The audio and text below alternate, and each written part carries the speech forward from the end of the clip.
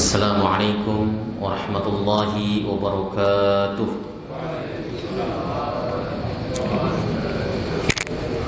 Alhamdulillahi rabbil alamin, wal aqibatu lil muttaqin, wala udwana illa 'alal zalimin.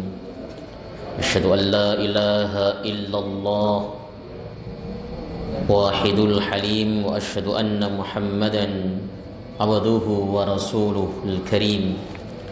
Allahumma wa salli wa sallim wa barik ala hadzal nabiyyil karim, nabiyina Muhammadin sallallahu alaihi wasallam wa ala alihi wa sahbihi wa man tabi'ahu ila yaumiddin. Amma ba'du, fa ya ibadallah ittaqullah, li'anna Allah ta'ala yaqulu fi kitabihil aziz wa huwa asdaqul qailin, ya ayyuhalladzina amanu taqullaha haqqa tuqatih wa la tamutunna illa wa antum muslimun. Fa inna ahsanal hadis kitabullah wa khairul hadi hadi Muhammadin wa syarrul umur muhdatsatuha wa kullu muhdatsatin bid'ah wa kullu bid'atin dhalalah wa kullu dhalalatin finnar. Alhamdulillah, segala puji bagi Allah Subhanahu wa ta'ala, Tuhan semesta alam yang telah memberikan kita nikmatul iman wal islam wa sihatil badan, sehingga pada kesempatan kali ini kita bisa kembali melaksanakan ibadah salat maghrib berjamaah disambung dengan berhalaqah sejenak dalam rangka membahas agamanya Allah Subhanahu wa ta'ala. Salawat dan salam mudah-mudahan terus tercurah ke pangkuan beliau Nabiyyina Muhammad sallallahu alaihi wasallam beserta seluruh keluarga beliau, sahabat, kerabat dan pengikutnya, serta kita semuanya umatnya, umat dakwah ijabah yang senantiasa istiqamah konsisten menjalankan dan mengerjakan sunnah-sunnahnya hingga akhir masa nanti. Jemaah yang dimuliakan Allah Subhanahu wa ta'ala, kita kembali akan membahas kitab Taisirul Alam Syarah Umdatil Ahkam. Pada kesempatan kali ini kita akan membahas hadis nomor 94. Bismillahirrahmanirrahim. Qala al-muallif rahimahullahu ta'ala wa nafa'na bihi wa bi'ulumihi fid dharain amin ya rabbal alamin. Bismillahirrahmanirrahim. Al-hadithur rabi' wa tis'una, hadis yang nomor 94. An Ubadah bin As-Samit, dari Ubadah bin As-Samit. Ubadah bin Samit bin Qais Al-Ansari Al-Hajraji. Jadi beliau merupakan salah satu pembesar suku Khazraj. Suku Khazraj ini merupakan salah satu suku di Madinah yang dulu selalu berperang dengan suku Aus. Ya, setelah Rasulullah datang, kedua suku besar ini dilebur jadi satu, disebut dengan Ansor. Ya, itu adalah pembesarnya. Ubadah bin Samit merupakan salah satu pembesar dari Khazraj yang ikut melaksanakan Bai'atul Aqabah. Ya, lalu kemudian beliau juga orang ketika terjadi pengusiran terhadap orang-orang Yahudi dari Bani Qainuqa, beliau yang mengantarkan orang-orang Bani Qainuqa tersebut sampai ke Duhab. Akhirnya pada saat menjelang usia tua, beliau diperintahkan atau mendapat tugas negara untuk menjadi gubernur di Palestina dan wafat di usia 72 tahun di Ramallah, Palestina. Ya, itu adalah sahabat Ubadah bin Samit. Hadisnya yang akan kita baca pada kesempatan malam hari ini. An Ubadah bin Samit radhiyallahu taala anhu, dari Ubadah bin Samit, semoga Allah Subhanahu wa taala ridha kepada beliau, anna Rasulullah sallallahu alaihi wasallam qala, sesungguhnya Rasulullah Muhammad sallallahu alaihi wasallam bersabda, la salata liman lam yaqra bi Fatihatil kitab. Tidak sah salatnya bagi orang yang tidak membaca Al-Fatihah. Ini hadisnya sahih riwayat Al-Imam Al-Bukhari dan Imam Muslim. Hadisnya muttafaq ala sihhatihi. Hadis ini yang nanti akan menjadi hadis pentahsis dari keumuman hadis musik salatahu, yang dimana Nabi Shallallahu Alaihi Wasallam bersabda, idza kumta ila salati fakabbir summa qra ma tayassara ma'aka minal Qur'an. Tatkala kalian hendak melaksanakan salat, maka bertakbirlah, lalu bacalah yang mudah bagimu dari Al-Qur'anul Karim. Baca Al-Qur'an yang mudah yang ada pada kamu, yang kamu hafalkan. Ini kemudian ditahsis dengan hadis Ubadah bin Samit. Begitu. Karena apa? Karena yang dimaksud minal Quran itu ayat apa, surat apa, tidak dijelaskan. Nah, hadis Ubadah bin Samit ini yang kemudian mengkhususkan bahwa yang dimaksud dengan ma tayassara ma'aka minal Quran adalah surat Al-Fatihah.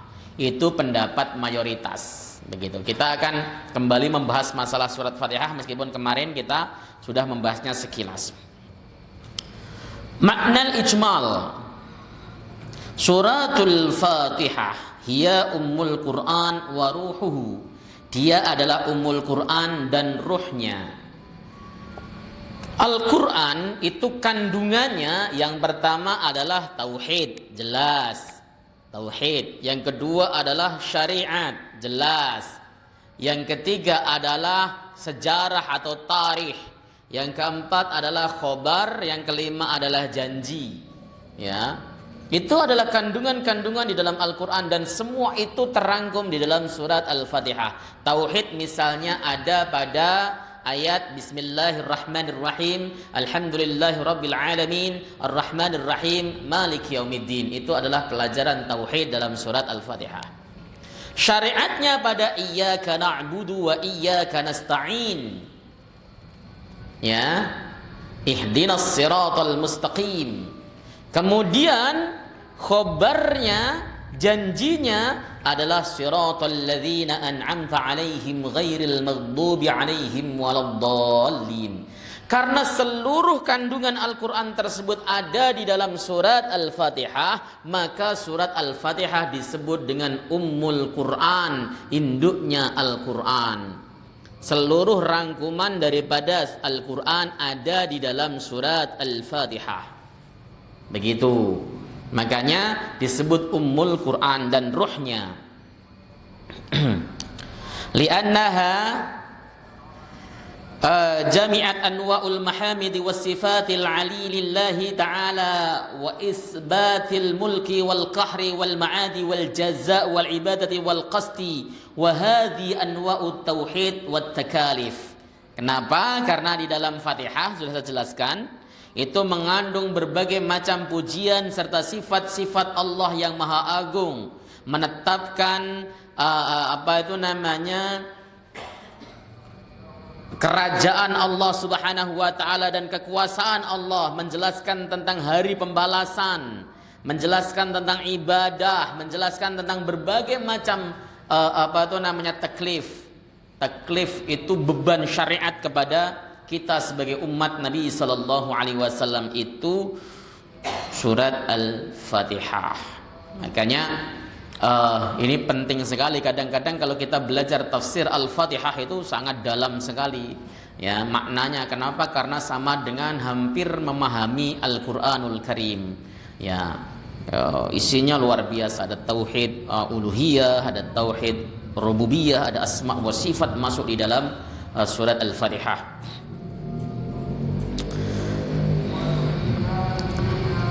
Summastamalat al-afdhalid du'a wajalin ya matlubin ya wa su'alin najati min sulukit tariqil mu'anidina wad-dhalin ila tariqil alimin al-amilina kama asbatat kadzalika ar-risalah bi tariqil luzum. Demikian juga Al-Fatihah itu isinya ada doa. Apa itu? Ihdinas siratal mustaqim. Ya Allah, tunjukkanlah kami jalan yang lurus. Itu merupakan doa yang agung, permintaan yang luar biasa, karena yang disebut as-siratal mustaqim itu apa sih? Ya ibadah kepada Allah, konsisten terhadap agama Allah, istiqamah terhadap syariat, itu siratal mustaqim. Fa'ani'buduni hadza siratum mustaqim. Sembahlah sembahlah aku dan inilah adalah jalan yang lurus. Beribadahlah kalian kepadaku, inilah jalan yang lurus. Artinya as-sirat al-mustaqim adalah istiqamah di dalam ibadah, istiqamah di dalam pengabdian kita kepada Allah Subhanahu wa taala. Itu as-sirat al-mustaqim. Kita ketika membaca Al-Fatihah berdoa, ihdinas siratal mustaqim. Ya Allah, tunjukkanlah aku jalan yang lurus. Maksudnya apa? Pada saat kita sholat, kita sedang ibadah kepada Allah, supaya besok kita diberikan terus hidayah oleh Allah untuk bisa ibadah dengan baik sesuai dengan tuntunan syariat. Kemudian kalau di dalam surat Al-Fatihah sendiri dijelaskan dengan spesifik, makna siratal mustaqim adalah siratal ladzina an'amta alaihim, jalan mereka-mereka orang yang telah kau berikan kenikmatan atasnya, minan nabiyyin was-siddiqin wasyuhada was-salihin. Jalan yang ditempuh para nabi, jalan yang ditempuh oleh siddiqin, orang-orang yang jujur dan benar di dalam keimanannya, wasyuhada, dan jalan yang ditempuh oleh orang-orang yang mati syahid, wassalihin, dan jalan yang ditempuh oleh orang-orang saleh. Ini adalah jalan pengabdian kepada Allah, jalan ibadah. Ya, jadi ketika kita berdoa, ya Allah, ini kan sebenarnya permintaan yang luar biasa, tunjukkan aku pada jalan yang lurus, jalan yang ditempuh oleh para nabi, para siddiqin, para syuhada, para salihin. Mereka ini adalah orang-orang yang memiliki derajat tinggi fil jannah, mendapat kenikmatan agung dari Allah Subhanahu wa taala. Makanya kalau kita ingin masuk surga ya dengan baik, jadi salah satu di antara 4 ini. Kalau jadi nabi tidak mungkin, karena Nabi mengatakan la nabiyya ba'di, tidak ada nabi setelah aku wafat. Jadi tidak mungkin kita mencapai derajat nubuwah. Jadi siddiqin sekelas Abu Bakar, Umar, Utsman, Ali juga berat. Tidak mungkin wong iman kita iman yang iman yang belum teruji, wong belum pernah disuruh perang pakai pedang. Coba tiba-tiba kita diperintahkan ayo perang, ngumpet apa maju kira-kira? Nah, belum pernah diuji iman kita sebagaimana sahabat radhiyallahu taala anhum ajma'in. Mereka perang Badar itu, Pak. Mereka berangkat untuk melaksanakan perang Badar itu dengan persiapan seadanya. Kuda cuma 2 dan dinaiki secara bergantian. Ya. Onta juga tidak banyak.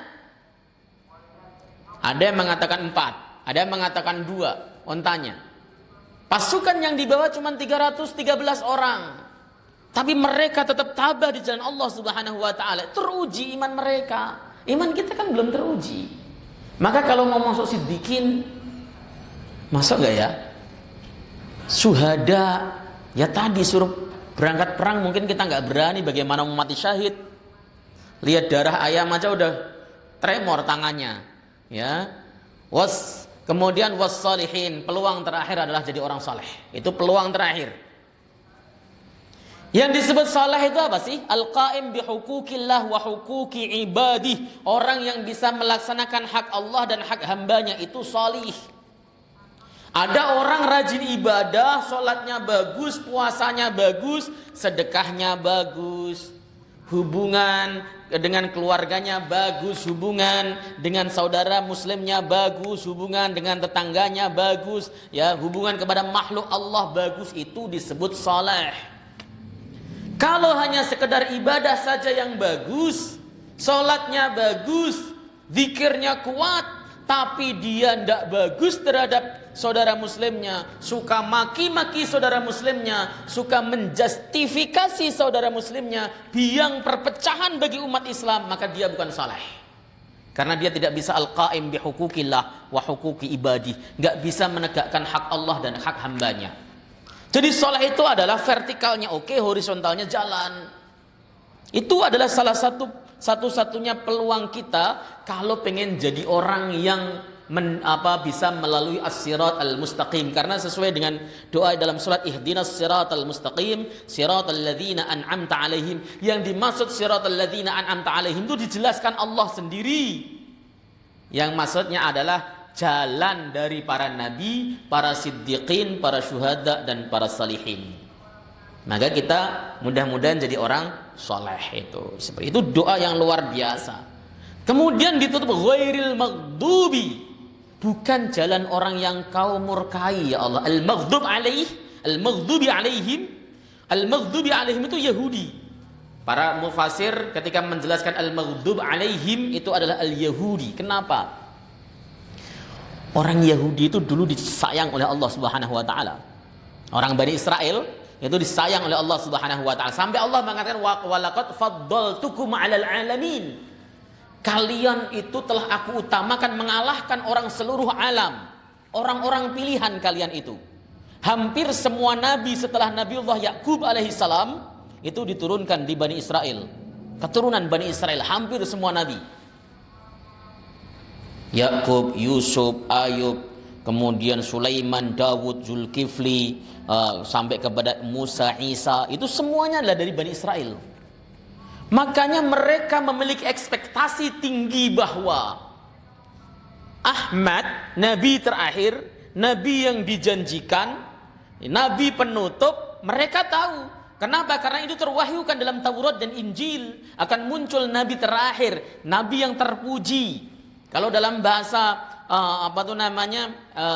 Yunaninya disebut Parakletos, tapi diterjemahkan dalam Injil Indonesia dengan sang penghibur. Mestinya Parakletos itu adalah orang yang terpuji. Mereka semuanya sebenarnya yakin akan nabi terakhir akan ada. Di dalam tafsir Ibnu Katsir misalnya, ketika orang-orang dari suku Hajrat itu berperang melawan orang-orang Yahudi, ya, dan orang Yahudi kalah, mereka selalu berkata, nanti kelak ketika nabi terakhir muncul, kami akan berperang bersamanya untuk memerangi kalian dan kami akan menang, katanya. Ya, sementara suku Hajrat ini kan masih kafir. Ketika kemudian diutus benar nabi terakhir yang muncul, yang beriman malah suku Hajrat.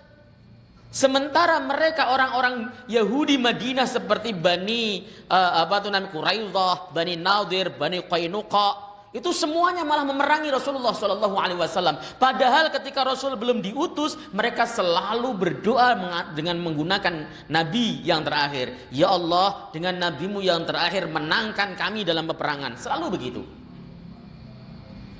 Kenapa mereka kok kemudian membenci Rasulullah SAW? Karena mereka itu tidak mengira bahwa Nabi akhir zaman turun dari keluarga Ismail, bukan dari keturunan Ishak, bukan dari Bani Israel. Itu maka mereka menolak kehadiran Rasulullah. Asalnya disayangi, apapun coba. Antum bisa lihat Al-Baqarah ya, awal-awal itu bagaimana Allah sayang kepada Bani Israel. Mereka pindah dari Mesir menuju keluar dari Mesir untuk menuju ke Palestina. Mereka enggak punya makanan sama sekali. Allah turunkan dari langit manna wasalwa. Diturunkan oleh Allah Subhanahu wa taala, wa anzalna alaihim manna wasalwa. Manna wasalwa diturunkan oleh Allah Subhanahu wa taala untuk makanan mereka. Mereka enggak usah masak, langsung tinggal makan. Ya. Kurang apa? Terus-terusan. Tapi mereka tetap ingkar. Makanya mereka disebut dengan al-maghdub alaihim. Puncaknya adalah ketika mereka mengingkari kerasulan Rasulullah Muhammad SAW. Asalnya orang yang sangat disayangi, lalu kemudian dia tidak menjadi pembangkang, itu sangat dimurkai Allah. Misalnya contoh kita kita memiliki orang kesayangan, sayang banget, suatu hari ternyata dia melukai kita, menyakiti kita, maka kita bencinya sama dia itu sok keubun-ubun, benci banget. Ya seperti itu. Orang Yahudi itu dibenci Allah karena mereka asalnya orang yang disayangi Allah, tapi mereka melakukan pengingkaran yang luar biasa, maka mereka dimurkai, al-maghdub alaihim.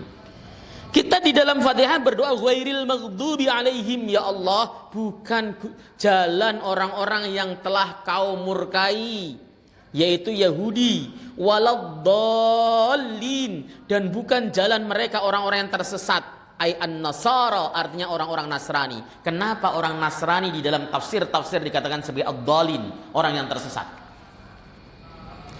Sebab informasi yang disampaikan oleh Allah kepada Nabiullah Isa alaihissalam itu terbatas. Nabi Isa itu diangkat jadi nabi umur 30 tahun. Diangkat Allah jadi nabi umur 33 tahun, beliau dirofa ke langit.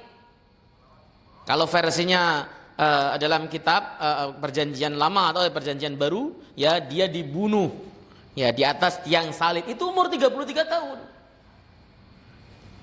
Dapat wahyu umur 30 tahun. Umur 33 tahun diangkat 3 tahun doang dia bersamai umat. Itu pun tidak bisa mendakwahkan ajaran Allah dengan tenang, sebab dia diuber-uber oleh orang-orang Yahudi untuk dibunuh. Otomatis wahyu yang diberikan oleh Allah yang disampaikan Nabiullah Isa kepada kaumnya sangat terbatas. Sangat terbatas, minim sekali.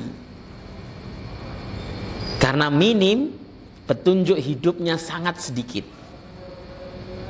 sehingga mereka tersesat. Dari petunjuk yang sedikit, ketika diberikan petunjuk kebenaran dari Rasulullah Muhammad SAW, mereka menentangnya, maka disebut ad-dallin. Udah informasi dikit dikasih tahu ngeyel, maka tersesat. Ada orang mau nyari saudaranya di Jakarta, orang dari kampung, alamatnya cuman rumahnya di Setiabudi misalnya, ya, rumahnya Setiabudi, namanya Pak Ahmad, rumahnya Setiabudi. Udah begitu doang.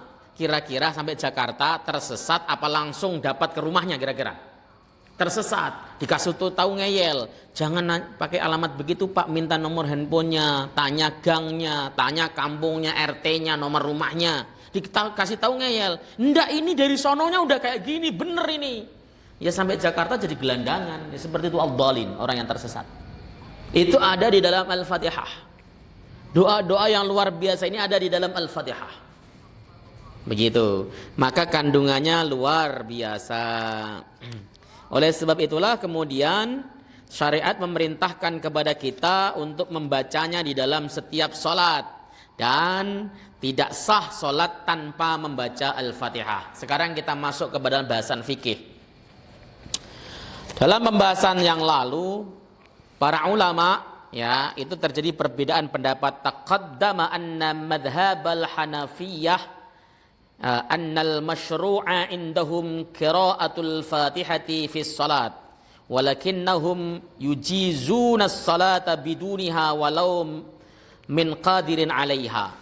Telah lalu pembahasan sesungguhnya madhab Imam Hanafi itu mengatakan disyariatkan membaca Al-Fatihah di dalam sholat. Disyariatkan, betul. Tapi sholatnya sah apabila dia tidak membaca Al-Fatihah, namun telah membaca Al-Quran. Itu sholatnya sah. Ada orang sholat madhab Hanafi, tidak baca Fatihah, tapi baca kulhu. Itu sholatnya sah. Meskipun dia mampu membaca Al-Fatihah. Dia bisa membaca Al-Fatihah, tapi sengaja ditinggalkan, itu sholatnya sah. Madhab Abu Hanifah itu membedakan antara fardu dan wajib.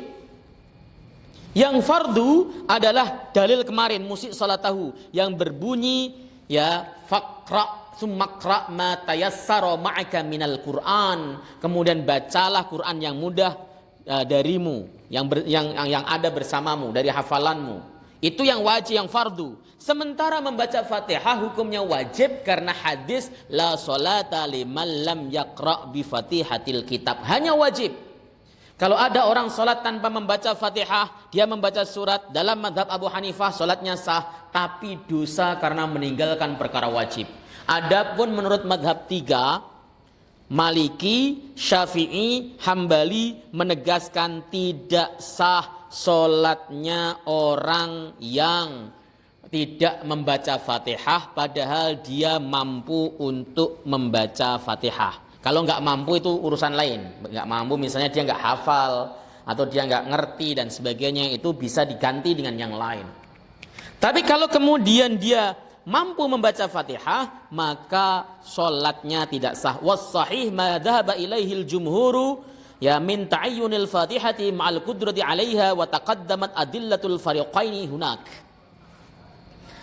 Yang sahih adalah pendapat dari jumhur ulama yang mengatakan wajib hukumnya membaca Fatihah bagi orang yang mampu untuk membacanya, dan telah lalu dalil-dalil pembahasan itu di bab kemarin. Dalil yang mewajibkan adalah la sholata liman lam yaqra bi Fatihatil kitab, artinya tidak sah solatnya bagi orang yang tidak membaca Fatihah, ya. Bimakna la sholata tujadu, tidak ditemukan solat. Artinya wa adamu wujudiha syar'an wa huwa adamu sihatiha. Kalau memang itu tidak ditemukan secara syariat, berarti dia dihukumi tidak ada, nggak sah solatnya. Itu pendapat jumhur. Nah, beliau memahami hadis yang berbunyi waqra' sumakra ma'aka minal Qur'an, yang kemarin dalam hadis musik salatahu, ya, itu dipahami sebagai hadis umum, hadis yang umum. Tetapi hadis yang menjelaskan bahwa kita wajib membaca Al-Fatihah itu adalah hadis khusus. Maka ulama-ulama yang mengatakan tidak sah, mereka memahami atau mengartikan kata faqra ma tayassara minal Qur'an adalah iqra ma tayassara minal Qur'ani ba'da qiraatil Fatihah. Atau sebagian lagi ada yang mengatakan maksudnya adalah yang dimaksud bacaan Quran yang mudah adalah bacaan Al-Fatihah, bukan yang lain. Sebab dua hadis yang bertentangan itu harus dikompromikan. Kalau tidak dikompromikan ya sulit. Yang kedua, hadis yang mutlak, yang sifatnya umum itu harus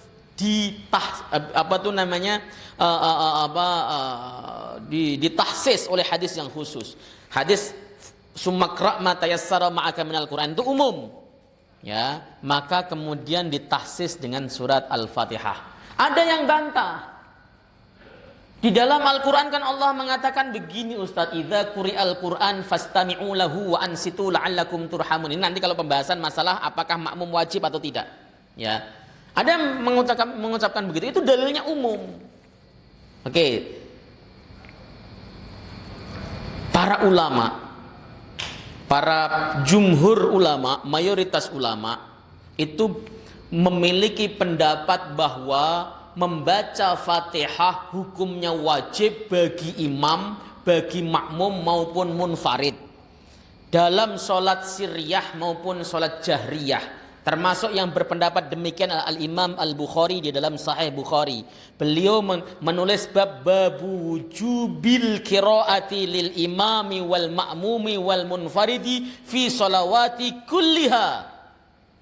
Ya. Imam Bukhari mengatakan bab wajibnya membaca Fatihah bagi imam, makmum dan munfarid di dalam semua sholatnya.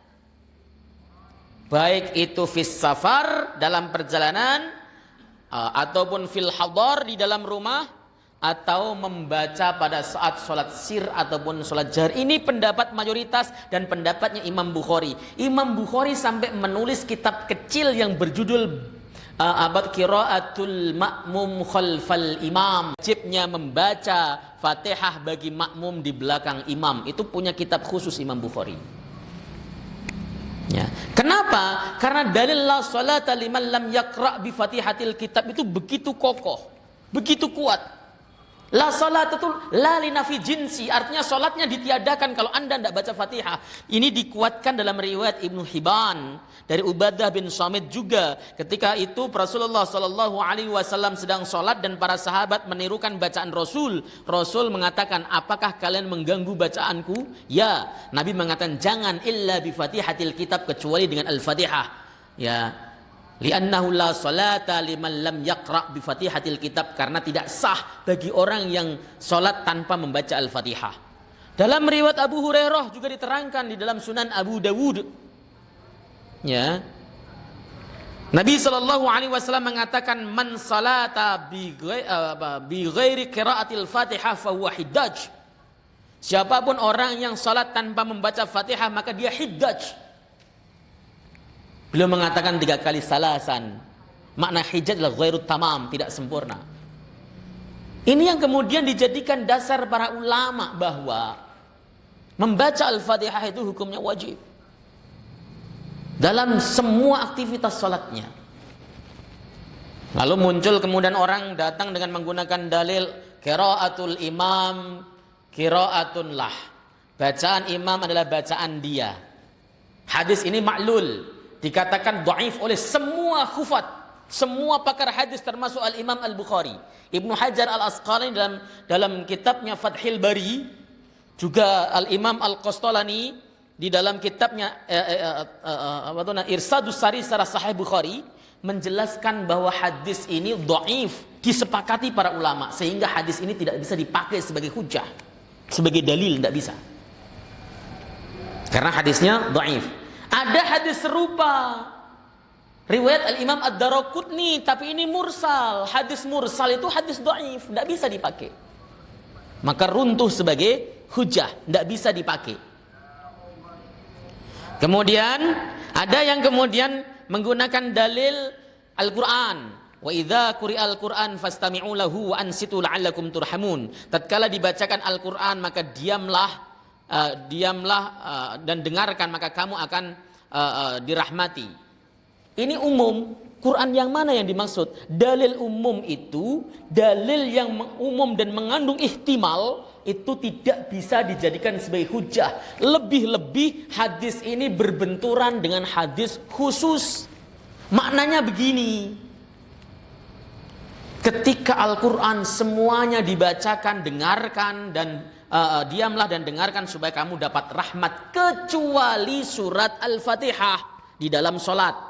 Ya, kecuali Al-Fatihah di dalam sholat. Kenapa? Karena ada hadis khusus yang menjelaskan perkara ini, yaitu la sholata liman lam yaqra' bi Fatihatil kitab. Itu jelas. Itu hadisnya khusus membahas tentang Fatihah dan hanya di dalam sholat, bukan di luar sholat. Artinya hadis hal-hal yang umumnya harus minggir, berlaku hadis khusus. Ada juga yang mengatakan bahwa apa ya, di dalam Sunan Abu Dawud itu ketika imam membaca maka diamlah, begitu kan? Ini dianggap oleh di dalam syarah Sunan Abu Dawud dikatakan ini tambahan, hadhihi ziyadah ghairu mahfudhah. Ziyadah tambahan ini tidak mahfudz, syad, tidak bisa dipakai lagi sebagai dalil. Oleh sebab itulah kenapa himpunan putusan tarjih Muhammadiyah di buku ketiga mengatakan bahwa Muhammadiyah tetap mewajibkan untuk membaca Fatihah baik pada sholat jahar maupun sholat sir. Itu argumentasinya. Meskipun ureanya tetap mengatakan madhab Hanafi mengatakan bahwa membaca Fatihah tidak wajib kalau jamaah, mau sholat sir maupun sholat jahar tidak wajib, madhab Hanafi. Madhab Ahmad mengatakan kalau sholat jahar tidak usah membaca, kalau sholat sir membaca. Ini pendapat Imam Ahmad yang kedua ini tadi dipilih atau dirajihkan oleh Syekhul Islam Ibnu Taimiyah. Tetapi tadi bahwa para jumhur ulama ya, dan ahlul hadis memilih pendapat yang tetap mewajibkan membaca surat Al-Fatihah. Ya, termasuk di dalamnya Al-Imam Asy-Syafi'i, Al-Imam Al-Bukhari, kemudian Al-Imam Al-Baihaqi dan sebagainya itu lebih memilih bahwa membaca Fatihah wajib. Dan itu yang jadi keputusan tarjih Muhammadiyah di buku ketiga yang sambolnya biru kalau antum pengen baca. Ntar dikirain saya ngecap lagi. Itu ada. Tapi di lapangan warga Muhammadiyah juga banyak yang nggak baca. Nah, kalau ada yang nggak baca ya biasa saja, nggak usah kemudian antum vonis bahwa dia bukan orang Muhammadiyah. Sebenarnya yang perlu dikritik kalau menurut saya adalah pengkajian tarjih yang kemudian tidak komprehensif. Itu yang harus dikritik. Banyak sekali pengkajian-pengkajian tarjih itu tidak merujuk kepada buku tarjih yang sudah ada, tetapi merujuk kepada pendapat-pendapat ulama versinya orang yang mengkaji. Misalnya saya mengkaji tarjih, saya condong kepada pendapatnya Imam Ahmad, maka saya akan bawa pendapat Imam Ahmad ke dalam kajian tersebut sehingga mengesampingkan tarjih. Itu yang kemudian banyak terjadi sehingga kaderisasi tersebut itu mandek. Mandeknya kenapa? Ya hanya sekedar pandai berorganisasi, tapi dari sisi syariatnya acak-acakan. Acak-acakan itu ndak lurus dengan apa tuh namanya yang telah disepakati di dalam buku tarjih. Tapi sekali lagi fatwa itu tidak mengikat sih, betul. Yang mengikat itu hanya qala Allah Ta'ala wa qala Rasulullah sallallahu alaihi wasallam. Wa qala Rasulullah sallallahu alaihi wasallam itu yang mengikat. Kalau fatwa itu tidak mengikat, enggak dosa kalau kemudian apa itu namanya antum nggak sesuai dengan fatwa manapun itu nggak dosa. Yang penting antum selaras dengan qala Allah Ta'ala wa qala Rasulullah sallallahu alaihi wasallam. Itu yang penting supaya antum ngerti itu. Ini bab membaca Fatihah. Maka saya tadi apa itu namanya sempat membaca beberapa literatur untuk memperkaya pemahaman di dalam masalah-masalah membaca Al-Fatihah ini. Para ulama sepakat wa ajma'u ala wujubi qiraati halil imam wal munfarid, itu yang disepakati. Ulama sepakat, tidak ada satupun yang khilaf wajibnya membaca Fatihah bagi imam dan munfarid. Tapi mereka berbeda pendapat tentang bacaan makmum di belakang imam, itu beda pendapat. Tadi sudah saya jelaskan, ya para ulama beda-beda pendapat. Meskipun kemudian ada yang memilih pendapat A, pendapat B, pendapat yang wajib membaca secara mutlak, pendapat yang mengatakan tidak wajib membaca secara mutlak, ataupun pendapat yang mengatakan wajib membaca pada saat sholat sir, ataupun tidak wajib membaca pada saat sholat jahar dan sebagainya. Itu adalah mereka cara pandang para ulama terhadap dalil-dalil nas-nas syariat yang telah sampai kepada mereka.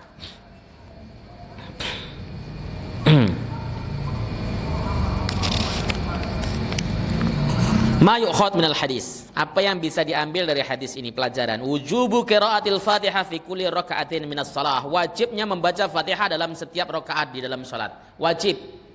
Karena ada pendapat ulama yang mengatakan Fatihah cuma wajib dibaca pada satu rakaat saja. Rakaat kedua, ketiga tidak wajib membaca Fatihah. Ini pendapat yang tidak kuat. Kenapa? Karena menentang dalil.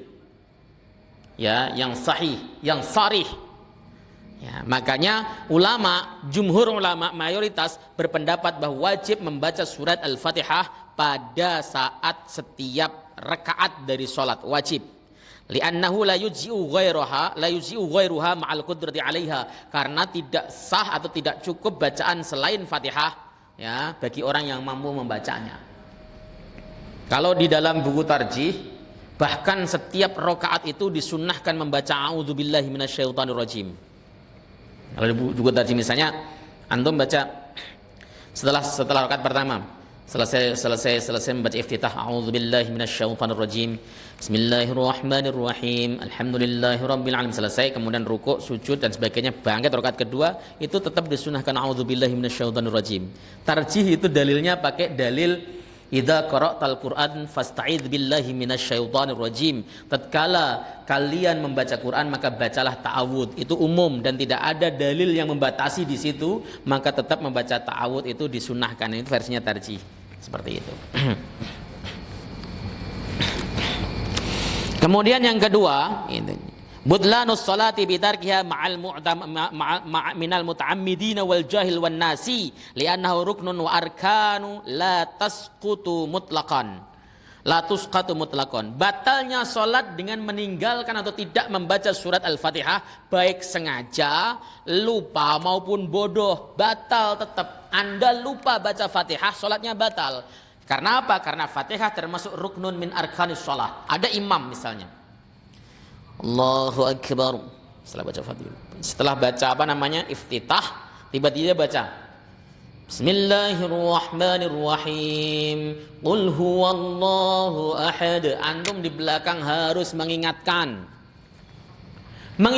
salah baca itu bukan subhanallah, Jadi antum kalau ada imam salah baca nggak usah subhanallah, karena mengingatkan salah baca ya tinggal dilanjutkan bacaannya. Ya. Jangan subhanallah, bismillahirrahmanirrahim, subhanallah, imamnya bingung. Apanya yang salah saya? Kenapa? Karena faktornya dia lupa. Mungkin imamnya tadi ketika mau jadi imam ngantuk dulu, atau habis diomelin istrinya, atau habis ngerjain laporan nggak beres-beres, jadi imam keder kan, tiba-tiba baca surat, antum di belakangnya langsung baca Al-Fatihah, ya, nyautnya begitu, Bismillahirrahmanirrahim, Alhamdulillahirabbil alamin, Arrahmanirrahim, sekalian begitu. Maksudnya tujuannya supaya oh iya belum baca Fatihah. Begitu. Kalau yang salah gerakannya subhanallah. Begitu, kalau salah gerakannya subhanallah, seperti itu. Tapi kalau bacaannya jangan subhanallah, tapi nunggu imam selesai baru berhenti, baru kemudian kita sambung. Tapi kalau kasusnya tidak baca Fatihah, dipotong aja langsung. Boleh. Kenapa? Ya paling-paling konsekuensi yang diterima bagi si makmum kalau seandainya dia telah membaca sesuatu, ya gugur bacaannya, harus ngulang lagi. Tapi kan dia belum membaca Fatihah, berarti belum baca apa-apa. Apakah kejadian ini pernah terjadi? Pernah. Saya pernah sholat berjamaah di belakang seorang imam yang tidak baca surat, tidak baca Fatihah. Posisi saya di belakang. Tiba-tiba baca surat, loh. Sementara pikiran saya itu ragu-ragu. Ini tadi udah baca Fatihah belum ya? Sama-sama ngantuk mungkin karena sholat subuh itu kasusnya. Ya, sudah baca Fatihah belum ya? Belum deh, belum. Nah, akhirnya kemudian setelah selesai, saya ngomong sama teman-teman, tadi baca Fatihah nggak sih? Menurut saya sih enggak. Saya juga ragu tadi. Lah, saya juga ragu nggak baca Fatihah. Berarti belum kalau kita sudah sepakat begitu. Ngomong sama imamnya, Pak Kiai, ya kenapa Mas? Pak Kiai nggak baca Fatihah tadi sholatnya. Yang bener, ya betul. Ayo kita ulang lagi ya. Seperti itu. Karena apa? Batal sholatnya, nggak sah. Nggak kok kemudian udah terlanjur, nggak ada. Tetap diulang sholatnya, harus diulang. Karena apa? Karena rukun sholatnya tidak dipenuhi. Rukun itu tidak boleh digugurkan, harus dikerjakan. Fatihah disepakati sebagai ruknun min arkanis sholat illa indal hanafiyati, kecuali menurut ulama madhab Hanafi yang mengatakan Fatihah hanya wajib. Begitu. Makanya jangan kemudian lalai ya. Makanya para guru-guru kami, para masyayikh kami itu menegaskan orang mau sholat itu yang pertama dipelajari adalah bacaan Fatihahnya, harus betul-betul bagus. Bacaan Fatihah itu satu, harus menjaga makharijil hurufnya. Maka ketika ada orang merubah bacaan hurufnya, baik itu dari sisi makhraj maupun sifat-sifat huruf, ya, dan itu bisa taghyirul makna, merubah makna, maka Fatihahnya batal. Ketika Fatihahnya batal, dia nggak mengulang, maka sholatnya batal. Contoh, Alhamdulillahi Rabbil Alamin pakai hak misalnya, itu batal. Kenapa? Alhamdu dengan alhamdu maknanya beda. Ya. Atau baca apa ya?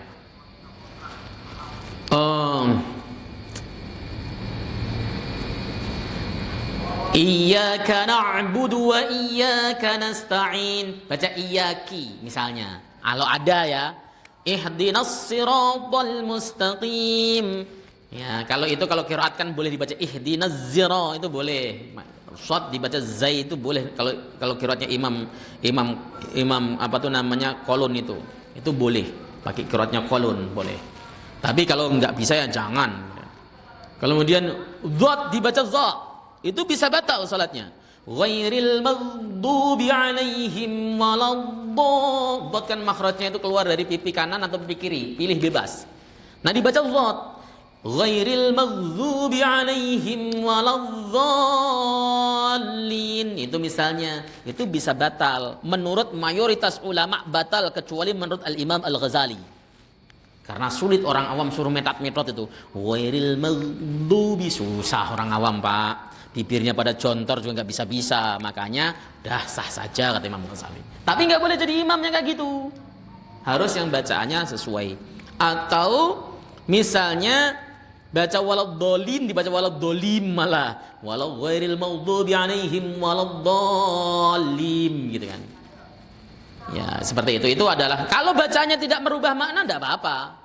Seperti baca ghain agak sedikit mantul dikit. Ghairil maghdubi kan mestinya begitu. Dibaca ghairil maghdubi misalnya yang kayak gitu. Itu tidak apa-apa. Maksudnya sholatnya tetap sah. Hanya saja kalau di belakangnya ada makmum yang qari, yang bacaannya bagus, itu makruh sholatnya. Harus begitu. Nah, caranya bagaimana Ustadz? Ya memang harus belajar. Fatihah itu harus ditahsin. Harus. Antum harus tahsin Fatihah kalau mau jadi imam. Ya, dan nggak perlu harus muncrat-muncrat ludahnya. Orang yang membaca Al-Quran mengucapkan huruf dot saking tegasnya sampai muncrat itu termasuk orang yang tertipu sama iblis. Itu ada di dalam kitab Talbis Iblis. Ghairil maghdubi alaihim waladhdallin. Pak, ampun deh. Sampai baca ihdinas siratal yang gini. Ihdinas siratal kan coba gini. Ihdinas hak kan sudah sampai di sini. Ihdinas siratal mustaqim. Dibaca sampai ihdina ya itu namanya berlebihan, tidak boleh. Ada yang cuman ihdina tidak boleh. Terutama waladhdallin ketika ditasdid ya baca tasdidnya ghairil maghdubi alaihim waladhdallin harus tasdid. Ada yang baca gini malah ghairil maghdubi alaihim waladhdallin. Ada yang begitu, tasdidnya hilang. Ini namanya dia tidak memenuhi syarat qiraatul Fatihah. Di samping menjaga makhraj harus menjaga tasdid. Tasdidnya di Fatihah ada berapa? Hitung. Ada 14 kata ulama. Saya nggak pernah hitung sendiri, coba hitung beneran.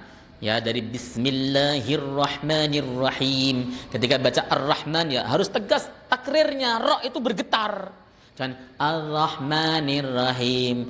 Ya, seperti itu tidak boleh. Ini urgen. Kenapa? Karena rukun. Ini harus bisa karena rukun. Ustadz, saya kalau suruh belajar baca gitu lagi tidak pas sanggup Ustadz. Umur saya sudah 60 tahun, lidah saya kaku. Yang penting sudah belajar.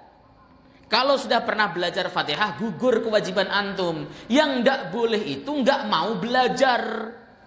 Itu disebut jahil taksir, sengaja bodoh. Itu yang dilarang oleh syariat.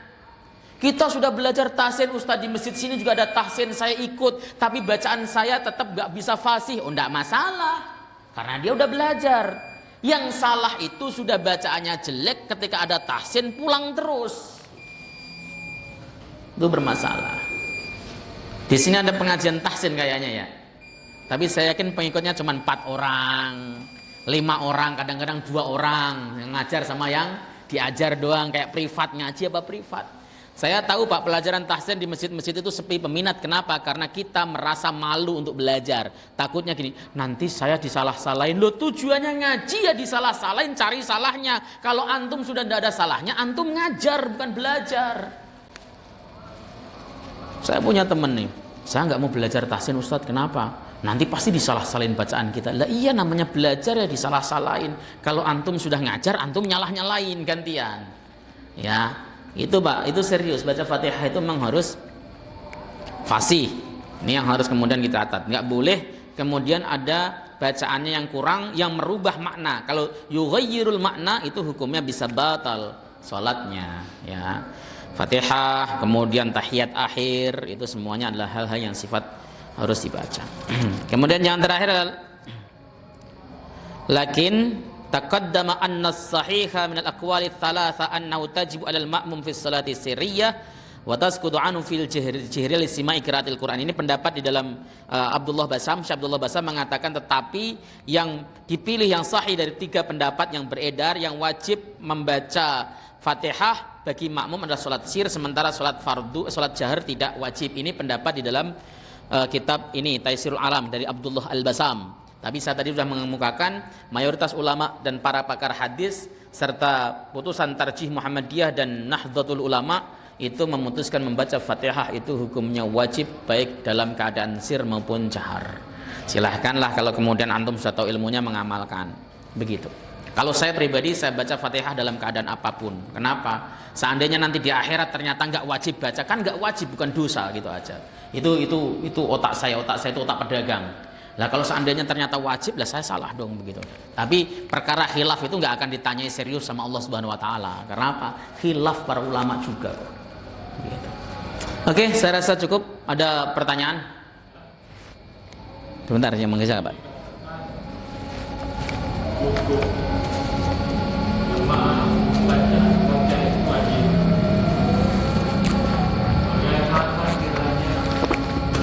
Imam membaca terlalu cepat sehingga kita baca Al-Fatihah selesai, imam sudah mau ruku.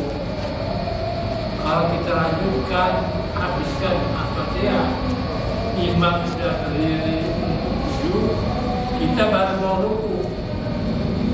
Baik. Baik. Ada aturan. Ini dua aturan yang berbeda. Yang pertama, jika posisi kita sebagai makmum muwafiq, makmum yang mendapati takbiratul ihram imam takbiratul ihram Allahu Akbar, kita kemudian Allahu Akbar, namanya makmum muwafiq. Ternyata bacaan imam sedikit ngebut. Bacanya misalnya kalau sholat duhur atau asar bacanya wasol semuanya.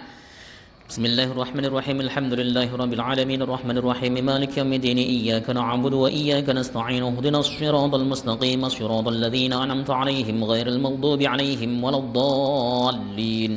Sementara kita baru alhamdulillahirabbil alamin arrahmanirrahim. Dia sudah Allahu Akbar karena juga suratnya baca kulhu doang.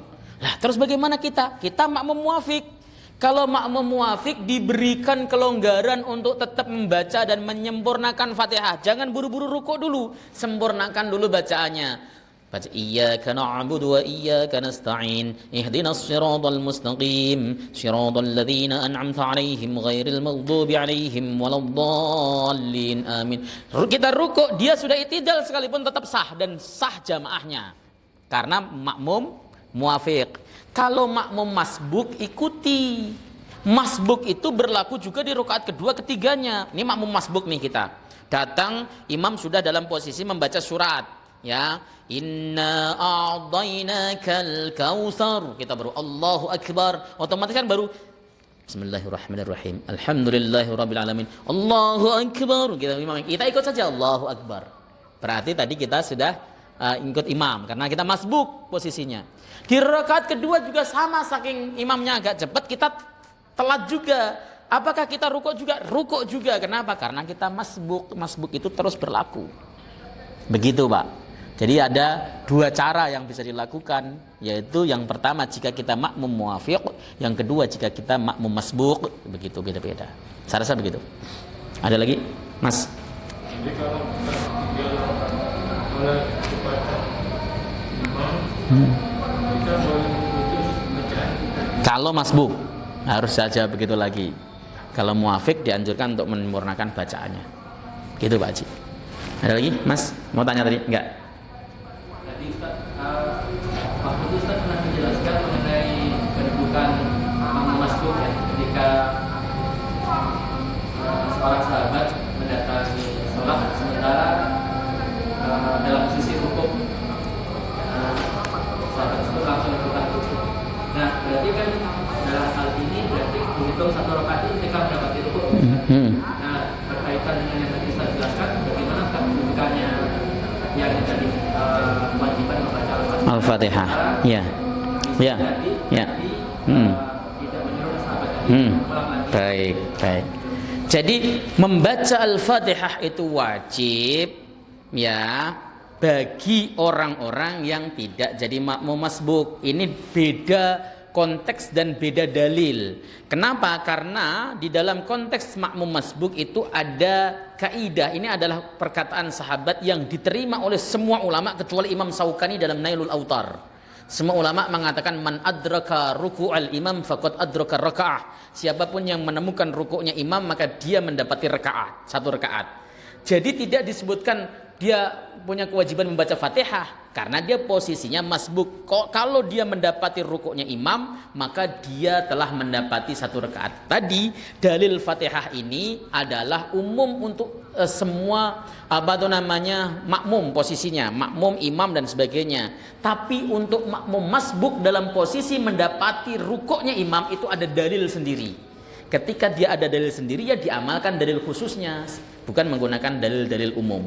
Ya, di dalam kitab Al-Um itu dinukil dengan sangat tegas mengatakan man adraka ruku'al imam faqad adraka raka'ah. Itu merupakan aqwal daripada sahabat radhiyallahu taala anhum ajma'in. Itu diterima substansinya oleh Imam Syafi'i, Imam Ahmad, Imam Malik, kecuali Imam Syaukani dalam Nailul Autar, orang yang tidak sempat membaca Fatihah sama sekali, maka dia tidak disebut mendapat 1 rakaat. Itu ya. Tapi kita mengikuti pendapatnya jumhur. Gitu ya Mas ya. Jadi konteksnya ada dalil sendiri dan tidak bertentangan. Karena apa? Karena ini untuk makmum muafik ataupun masbuk yang dia masih mendapati bacaan Fatihah. Kalau tidak sama sekali hanya mendapat rukuknya, itu hitungan rakaat saja, maka dia mendapat hitungan 1 rakaat. Man apa tadi? Man adraka ruku'al imam faqad adraka rakaah. Kalau dia mendapati rukuknya imam, dia mendapat 1 rakaat. Itu adalah salah satu luasnya dan ringannya syariat Islam. Begitu. Saya rasa begitu ya. Mudah-mudahan manfaat ya tetap dengan majelis. Subhanakallahumma bihamdika asyhadu an la ilaha illa anta astaghfiruka wa atubu ilaik. Assalamualaikum warahmatullahi wabarakatuh.